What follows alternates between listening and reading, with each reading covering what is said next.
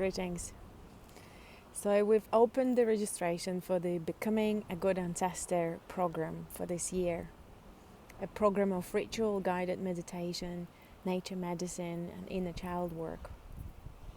And I wanted to answer some questions that came up, and I have a little notebook where I wrote them down.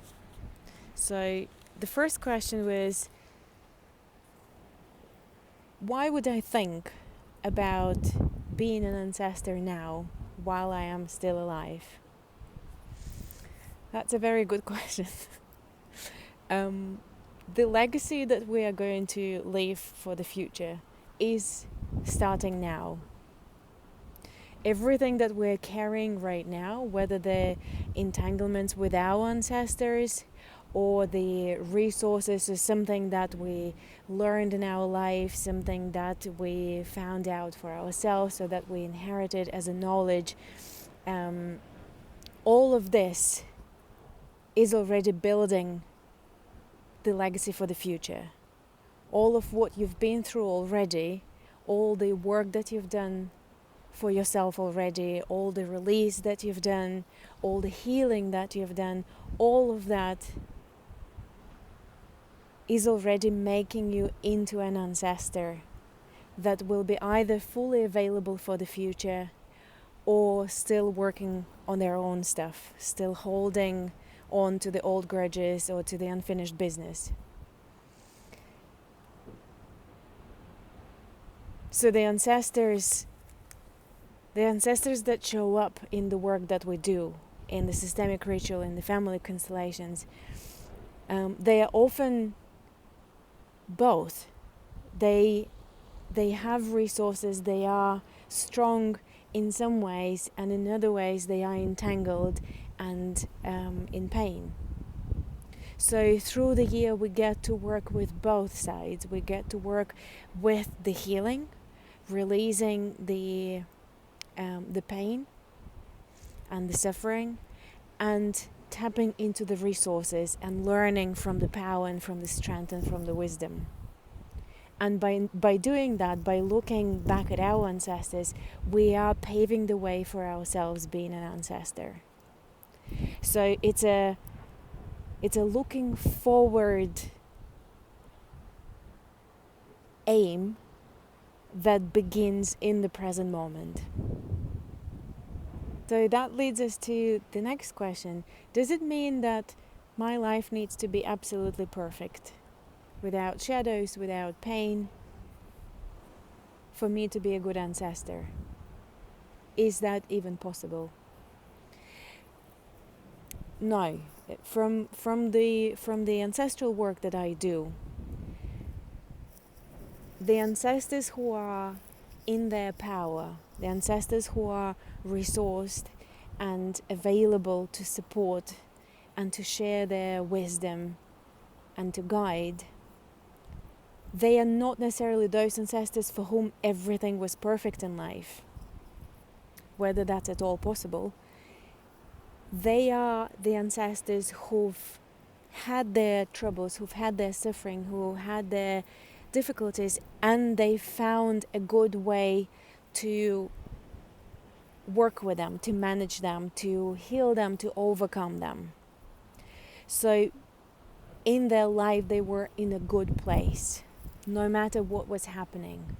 There was this internal freedom, resourcefulness, strength, power. And from everything else in life that happened, they've learned.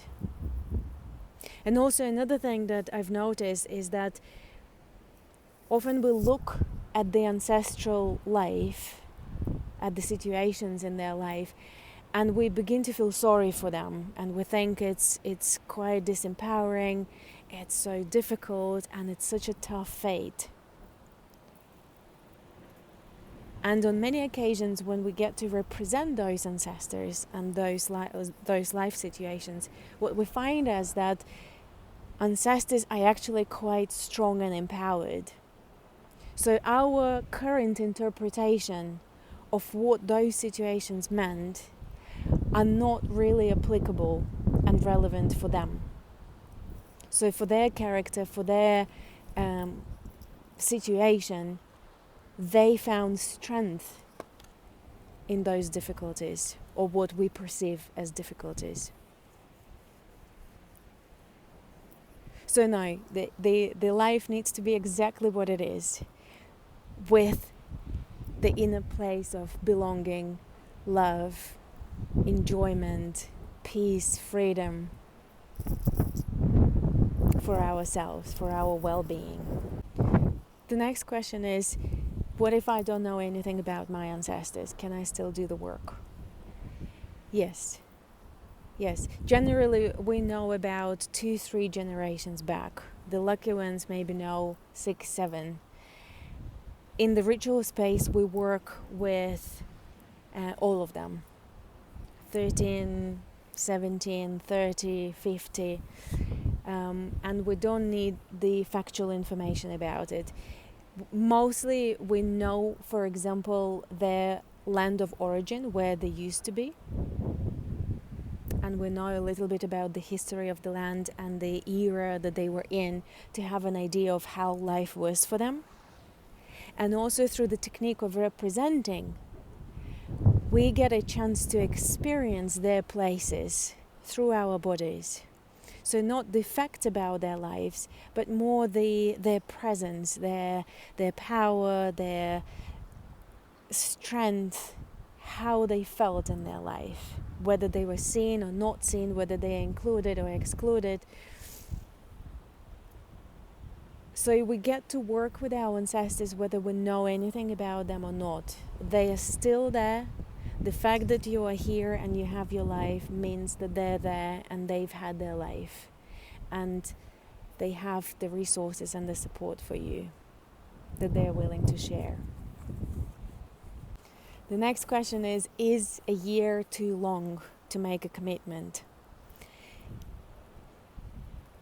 Today it might seem as long, but as we move forward, you won't even notice the time.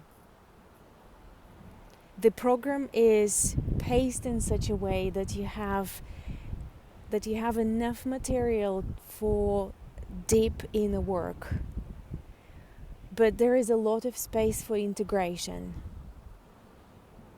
And as it is happening for you almost in the background, but all the time, you begin to look at life through this lens. You begin to explore life around you and to do this deeper inner work as part of your everyday experience.